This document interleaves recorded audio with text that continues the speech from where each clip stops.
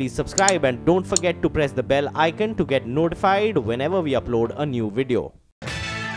Hello and welcome to Big Deal. Now, it's been 1.5 years since the Insolvency and Bankruptcy Code was notified in the country to resolve the huge NPA issue worth $200 billion. Out of that, $45 billion come from the dirty dozen of 12 companies which needed to be resolved first. None of them have been resolved so far, and we are in an environment where every day the rules of the IBC game are changing. Let's discuss this and put this thread bare with two gentlemen joining us on the show. And we have with us Suharsh Sinha as well as Kaji joining us. Samir, starting with you, of course, the landmark judgment or the ruling that came from NCLT of really taking in Ultratech's bid after a lot of legal tussle that you went through, that is quite a bit of relaxation given in the IBC code. Yes, I would like to basically say, being an evolving process, I strongly believe one size can't fit all. You need to customize or optimize the process which is running through, and I feel the judgment in that line has been very positive. In sense, it has shown there is a room for flexibility, and you should not get rigid or bogged down to a process which has not clearly been laid down within the code. The code has broad parameters which a COC or the RP needs to follow or adhere. Within that, they need to work what suits each particular case.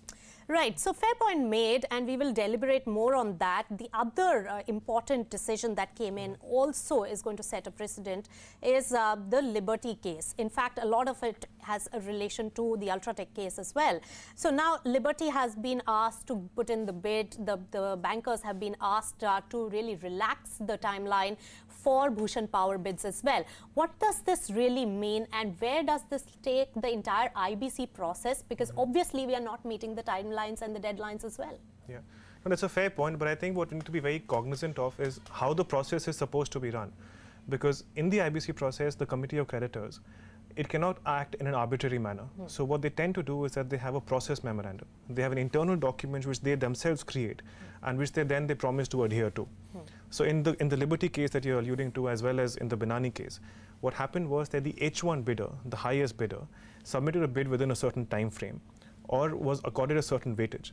And then the second bidder, the H2 bidder, came around either after the time given for the bid submission deadline or came in with a bid which was either inferior in numbers or, having seen what the top bid was, tried to increase the number. Yeah.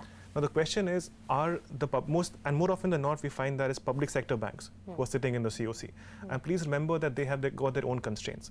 They've got constraints on the regulatory side, on the vigilance side, and they face some serious liability issues. Right. So the question is, do you adhere to the process document which you have created, or do you then look at the maximization of the value to the creditors? Because that is what the NCLT has said in both the judgments you referred to. Right. That don't worry about your process memorandum. That's a procedural thing. Look at the numbers, look at the substance. So what we really have is a clash between maximization of value in a particular case versus sanctity of the process, which will pan across all the cases which are going on.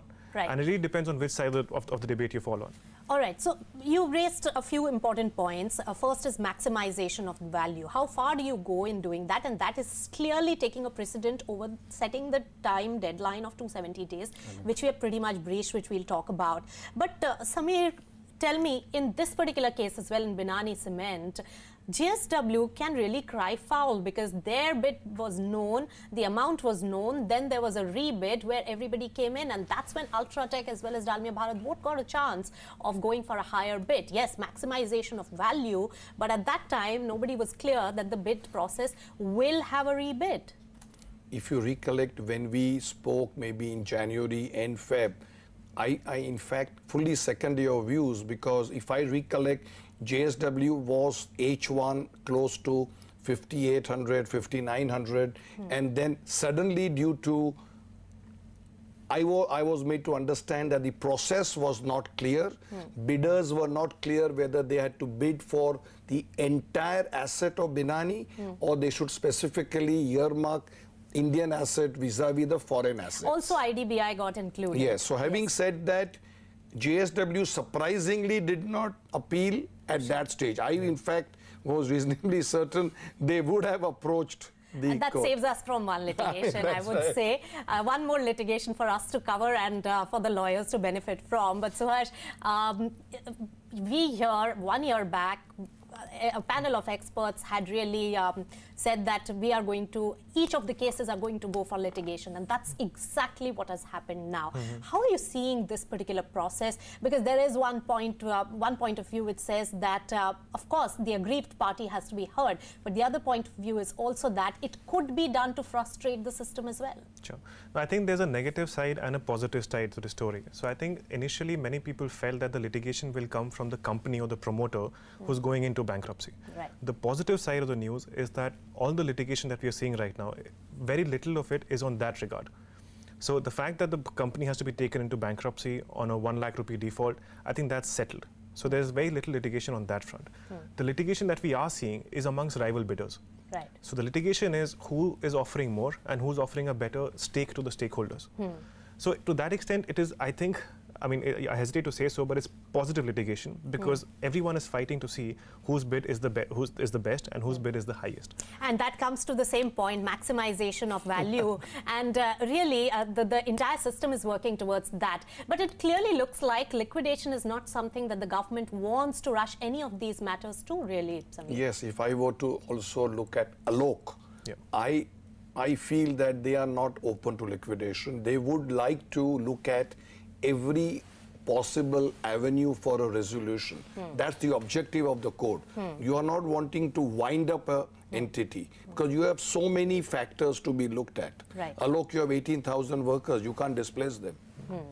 But apart from this, Suharsh, there are many very technical issues that are being dealt with, like in the case of SR Steel sale process as well, whether or not a particular company is related or had been really attached to another bankrupt company. So how complicated is this getting? And if we can look at just SR Steel, Sure. how is the scenario looking from that end? How many precedents can be coming out from there? So I think one needs to see the objective of Section 29A when it first came through. I mean, the objective then was quite laudable. The objective was that promoters who have driven the company to the ground, they should not be the ones who are coming back and making a bid for the company at a huge haircut, because that was a clear moral hazard problem and which the government wanted to address.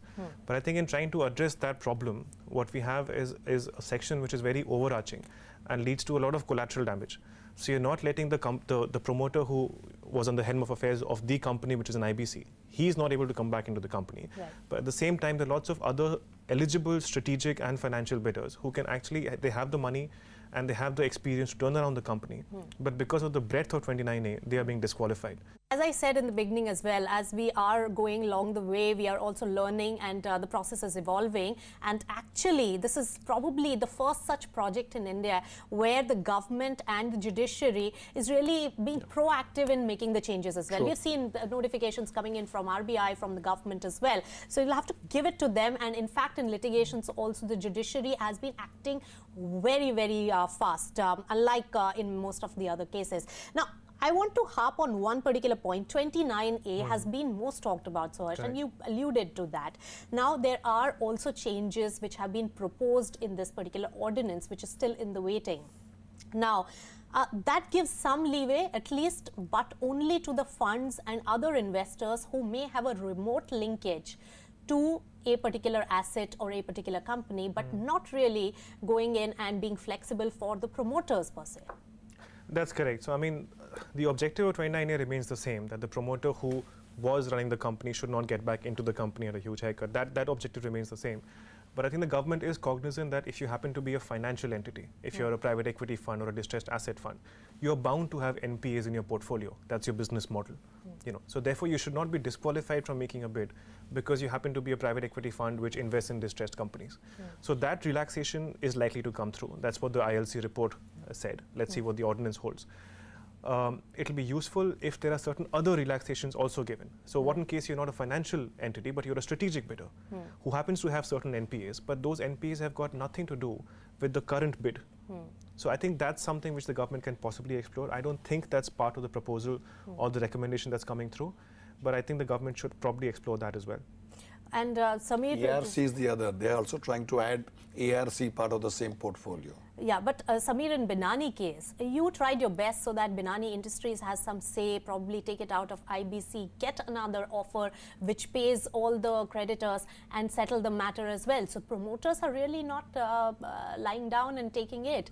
They are also putting in their effort. Yeah, we tried it from a dual perspective. One was a stakeholder should be allowed to participate at COC meetings, but not be allowed to vote, which we accepted. Right. When the maximization value theory was not holding good with Ultratech, that's when we decided as promoters, one should be allowed to redeem one's pledge as a borrower. Yes. But we did not succeed because the Supreme Court felt, since the matter was already being heard at NCLT and NCLAT, we should go back and present our matter there. If I can just add to that. So I think one very interesting issue with the Binani case is that it seems there is a lot of equity value left in the company. Yes. And the way IBC is drafted, it presumes that the equity value is written off and it leaves nothing on the table for the shareholders.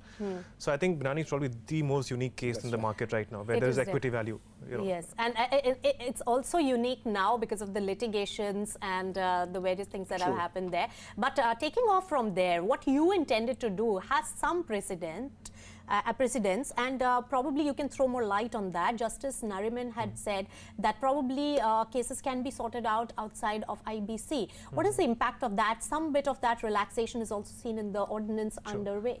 So, I mean, in principle, I respectfully disagree with that whole concept that it should be settled out of court. Because once you go into an IBC process, it's a collective mechanism. It's no longer a situation of one lender and the bank trying to settle the matter. That can be done outside of court through your regular SARFAC or your civil courts and so on. Once you go into IBC, you have to do it for the benefit of all stakeholders.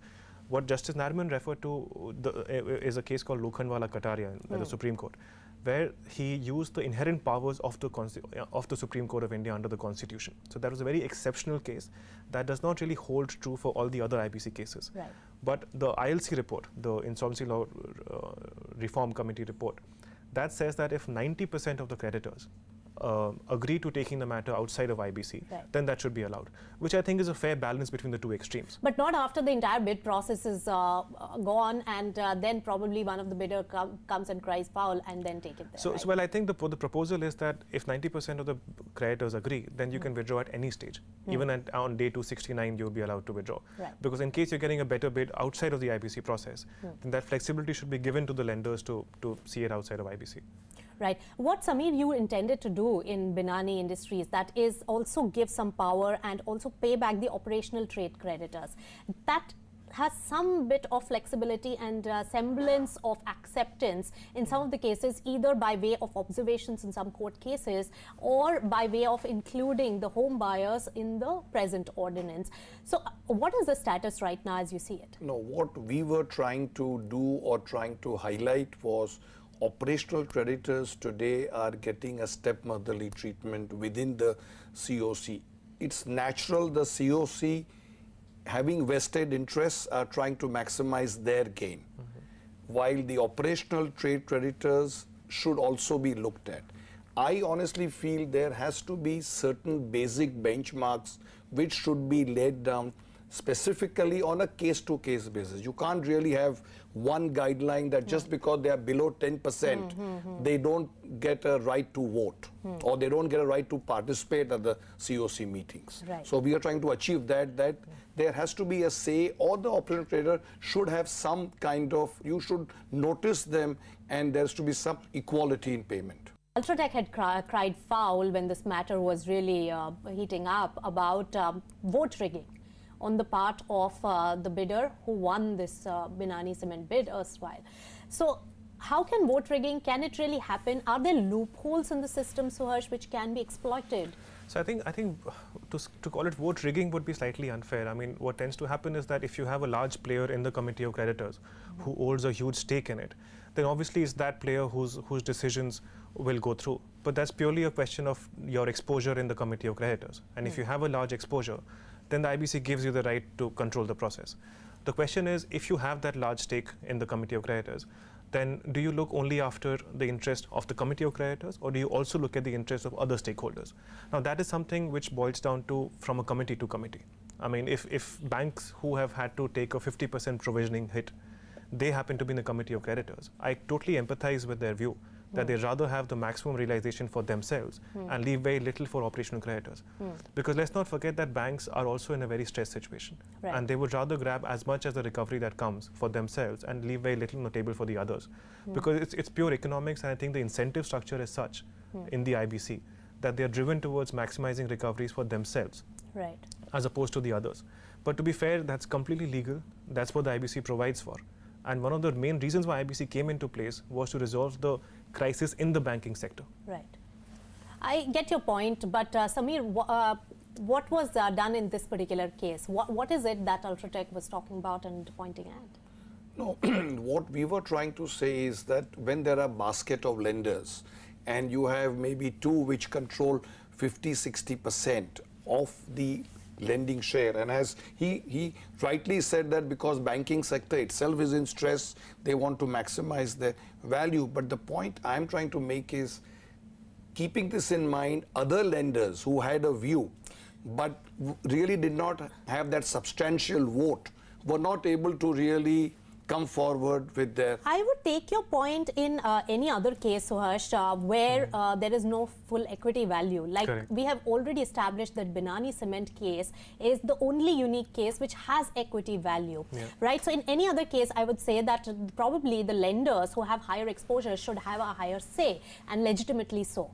But in this particular case, Samir, and you can add more weight to this particular argument, why was it that probably some of the lenders were not given in full while this asset still had equity value? So something had to be left on the table after all the lenders had to be paid in full. In the Binani instance, you had secured financial creditors vis-a-vis unsecured financial creditors. Unsecured were ones, some of them had invoked their bank guarantee given by the corporate debtor in question, which is Binani Cement, while monies were lent to some other companies. Right. Keeping this in mind, there was a lack of clarity between three lenders, because out of the three, one had invoked the guarantee, the other had not. The lender which had not invoked was getting paid 100%. All right. So there are many learnings from this one. But one important, outcome of this entire process has also been the relaxation of 270-day deadline, which the government, RBI, everybody was extremely keen on sticking to. Now, even though there is no relaxation in on paper, but there is a stopwatch when it comes to the litigation process, and almost all the cases are in litigation right now. So how do you see this? How much more time before we really see the first resolution? So I think the litigation period exclusion from the 270-day process, I mean, I think it's inevitable, because all the litigation is centered around who should be the winner of the, who should be the bid which actually gets into the company. Now, in case you have a bidder who gets into the company and you don't put a stop to the clock, and 270 days expire, and the second bidder ends up winning the case at the Supreme Court, say 6–9 months down the line, you can't at that stage unscramble the egg.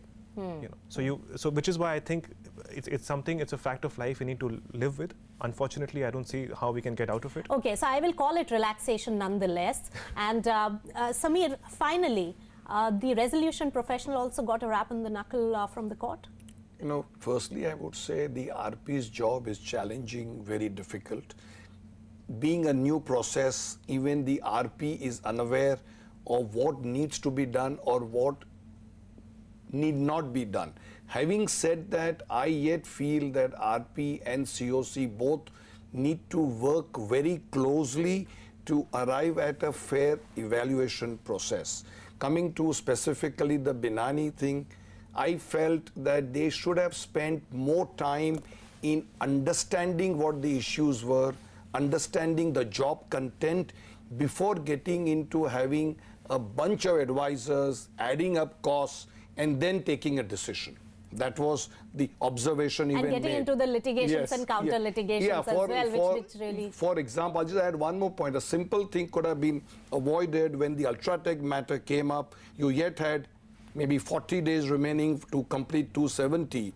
RP and COC could have discussed internally or even referred the matter to NCLT at that stage without declaring the H1. All right, I take your point, but those are the learnings coming in. But gentlemen, thanks so much for joining us. Of course, it was a very intriguing discussion because it's just changing every minute as we speak, and we have much more to learn from this particular system and the IBC code as well. So that was the discussion as IBC stands today. By next week, if we discuss this, probably lots of things would have changed. But one important takeaway really coming in is that the government and the RBI are very clear that maximization of value has to be brought in, and liquidation is the last resort. And that's primarily the reason why so many rules have been relaxed as we go along the way. So we'll keep an eye out on all these processes and IBC cases. Keep it with CNBC TV18, and thanks so much for tuning in to Big Deal.